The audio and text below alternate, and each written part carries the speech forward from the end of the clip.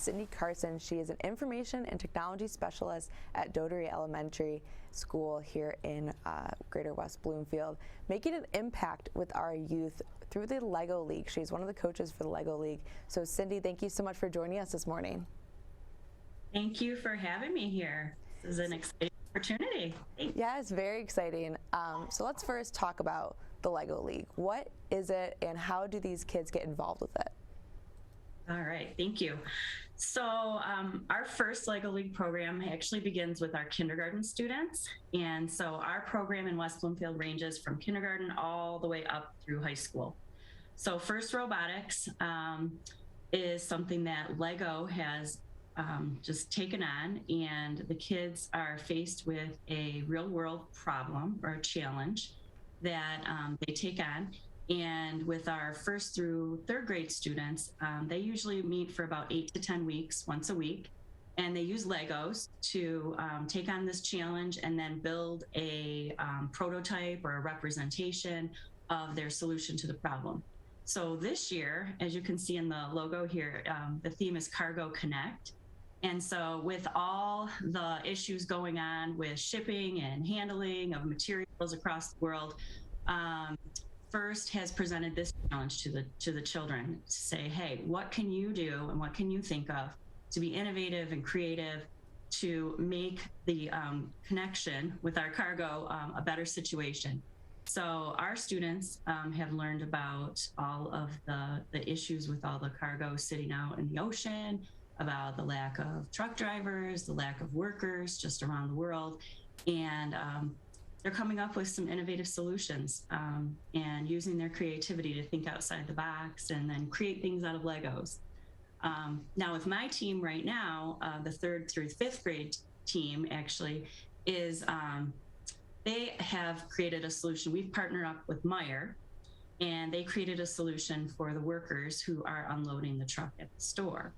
So with their minimal amount of workers, it's taking them a long time to unload their trucks. And so the kids came up with a robot design to actually use sensors and kind of get the things off the truck, scan the boxes, and figure out which department they go to and kind of get them out into the store. So who knows if it'll ever come to life, but this is our future. You know, robotics is a big piece of our world. And it's really great to get the kids involved.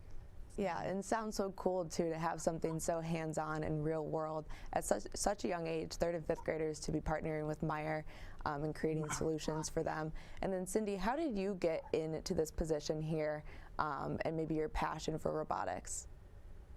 So my kids went to Gretschko and Scotch, and so my oldest son is 13 now, and when he was in kindergarten, Amy Quinn, who is now science and math coordinator for our district, she was teaching kindergarten at Gretschko and heard about First Lego League and got it started at Gretschko. So as a parent and teacher, I jumped on board and became a coach. And we have teams of 6 kids. And I think at that time we had 5 or 6 teams that first year. And theirs is non-competitive. So they're doing this extravaganza where they show off what they've done. They create a display board, and then they have their Lego model, and they're working on all of these soft skills too, where they're presenting and they're collaborating with each other and just learning how to work together as a team. And so I just thought it was amazing. My son loved it. So what kid doesn't love Legos, right? They all hear, oh, Lego, this is so cool. I want to be a part of it.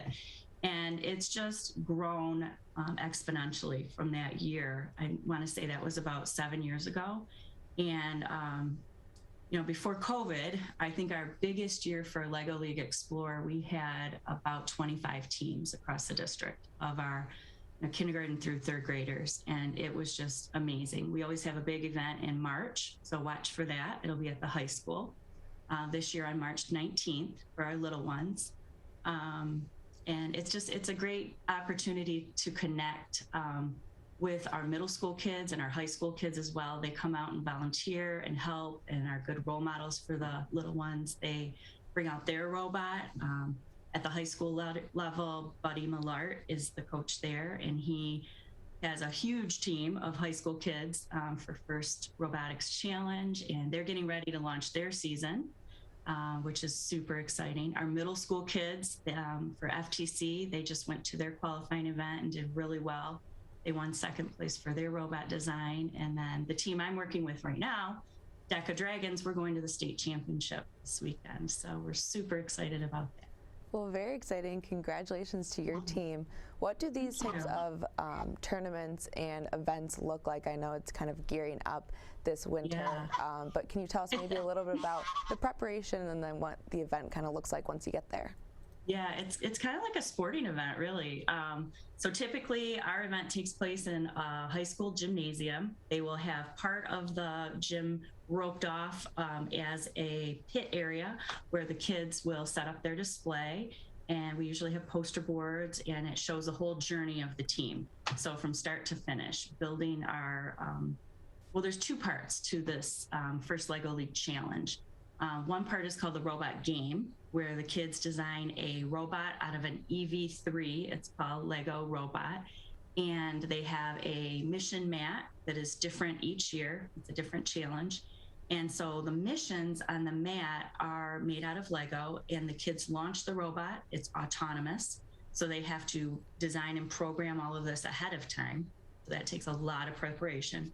We've been working on this for about 3 months. We started in September, and now we're just wrapping everything up. But they have 2.5 minutes to run their robot. Basically, they're lining it up and pushing a button, and off it goes. And they earn points based on the different missions that they complete.